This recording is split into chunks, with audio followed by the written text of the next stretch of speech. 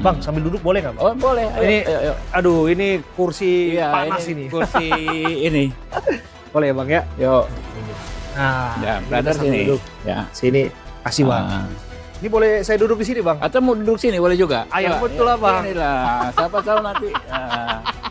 Aduh, sini. bahaya ini. Aduh, nggak berani kita. Iya, Bang. ya di Ketua Komisi 3, Abraham Silaban. Aduh. Dari fraksi wartawan.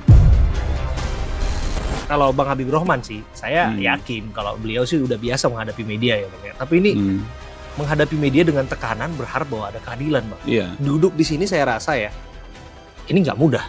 Iya. Abang saya kenal sebagai sosok aktivis ya, dan Abang adalah sosok pengacara.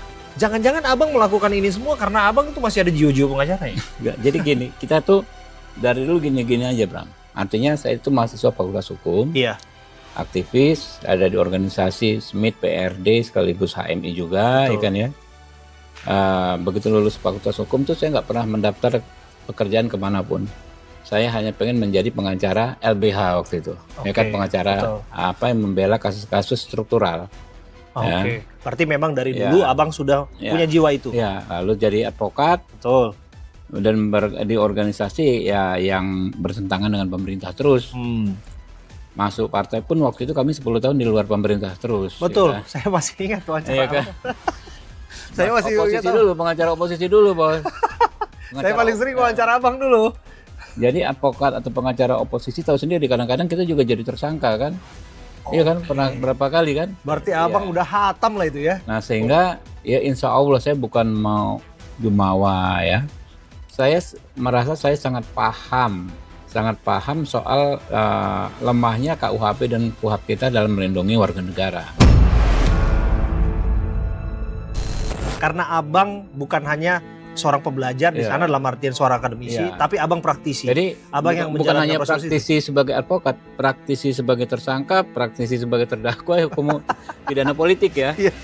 Zaman mahasiswa kan kita ditangkap berapa kali kan ya. Jadi praktisinya itu ya makanya saya nggak mau sombong. Cuma itu salah satu obsesi saya berdasarkan pengetahuan dan pengalaman saya. Kalau ada kawan-kawan kemarin waktu penyusunan KUHP dan KUHP baru menentang dan lain sebagainya, mohon maaf dengan segala hormat, saya melihat kawan-kawan itu tidak selengkap saya pengalamannya gitu loh, Pak. Jadi point of view ya, POV-nya ini, POV KUHP dan KUHP baru menurut saya itu POV kaum aktivis gitu loh. Itu dia. Jadi bagi orang-orang yang saya kan ngomong apa adanya nih, Bram. Saya ini orang aktivis ya, orang jalanan. Mereka kan paling pengamat, paling peneliti. Bukan merendahkan, nggak merendahkan. Saya sangat menghormati.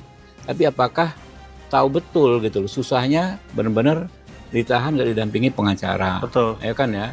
Kemudian tahu bandar nggak bahwa pengacara itu nggak ada guna di KUHP dan KUHP yang lain.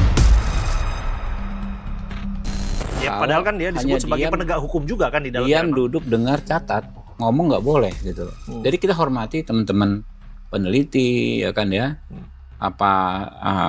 Saya hormati betul. Tapi saya bukan nggak ngerti masalah ini gitu loh.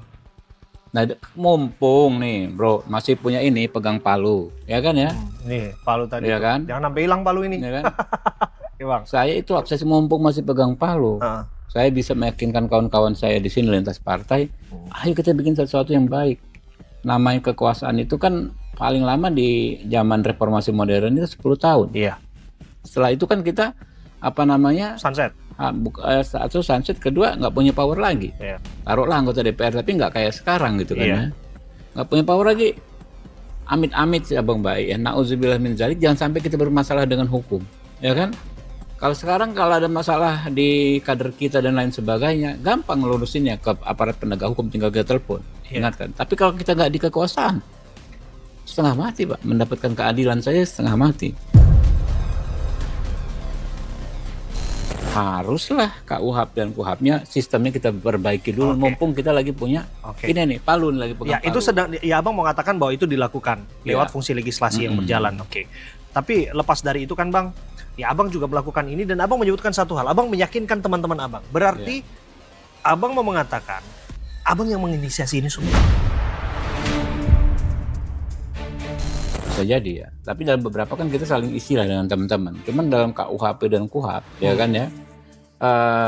Terus terang terutama KUHAP ya. Iya. Saya memang menginisiasi secara pribadi. Bahkan naskah draft awal naskah akademik, draft awal RUU itu saya pribadi yang susun bersama staf saya. Dan abang siap pertanggungjawabkan itu, Bang? Sangat, insya Allah. Jadi kalau Anda kemana-mana ketemu advokat, jadi advokat ini kan sebagai wakil warga negara, wakil rakyat, wakil rakyat yang bermasalah dengan hukum. Advokat itu, ya kan ya. Abang justru memperkuat posisi mereka. Ya, paling penting ini sistemnya bagus. Kalau hukumnya bagus, undang-undangnya bagus, penegak hukumnya bagus, nanti ya kan saudara saya semua akan mendapatkan keadilan kalau ada amit-amit mendapat masalah dengan hukum. Kurang lebih begitu aja. Oke, Bang. Oke, aku balik ke topik, Bang. Mengenai apa yang dilakukan seperti ini. Abang pernah tidak mendapatkan teguran keras? Atau pernah tidak diancam terhadap satu kasus yang mungkin dietalasekan di publik lewat rapat dengar pendapat umum? Ya kalau diancam, diintimidasi dari dulu sampai sekarang ya pasti. Ya, tapi nggak ada masalah. Kan kita bisa bisa ukur ya. Jadi ya mau gimana, konsekuensi kan kita. Berarti pernah ya? Jawabannya pernah ya? Ya pasti itu hal yang biasa lah ya buat kawan-kawan yang di sini gitu. Cuman kan ya mau gimana, kita kan harus jalan terus gitu kan. Ya karena kan profil kasusnya saya lihat banyak kasus ya, Bang, di sini ya, Bang ya.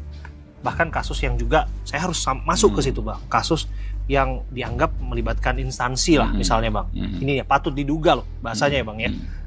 Kasus Andre Yunus. Iya. Di RDPU kan juga kan? Iya. Di sini, Bang. Iya. Dan kemudian hari ini kita dengar sudah di pengadilan militer ya, Bang ya. Iya. Dan auditorium mengatakan bahwa ini motif pribadi dan sebagainya dan 4 tersangka.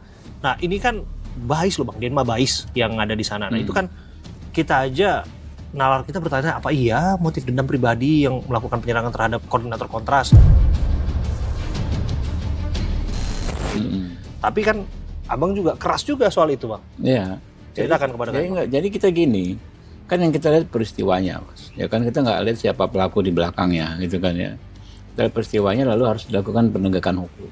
Makanya kemarin ketika terjadi penyiraman, dalam waktu kalau nggak salah nggak sampai 48 jam kita sudah raker khusus, ya kan, raker khusus yang terbuka. Kita ingin pelakunya yang memerintahkan, yang melakukan, yang membantu melakukan, itu semua unsur dalam peran tindak pidana kita masukkan agar diungkap.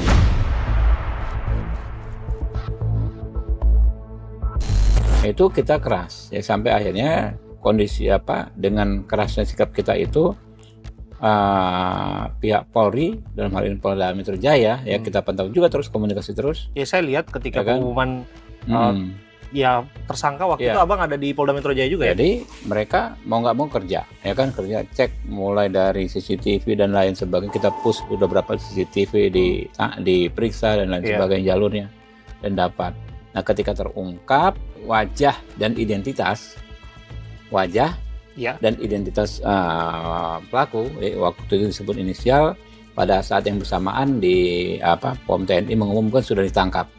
Nah masalahnya gini, kan ini sudah ditangkap ya kan, setidaknya ada 4 orang ditangkap. Motifnya dan lain sebagainya karena komisi TNI itu mitranya Komisi 1 ya kan, saya kan Komisi 3. Nah itu kan tidak bisa kita begitu saja masuk ke wilayah itu, wilayah mereka itu kan ya. Silahkan, tapi kalau ada pelaku yang dari sipil ya kita minta ditindaklanjuti.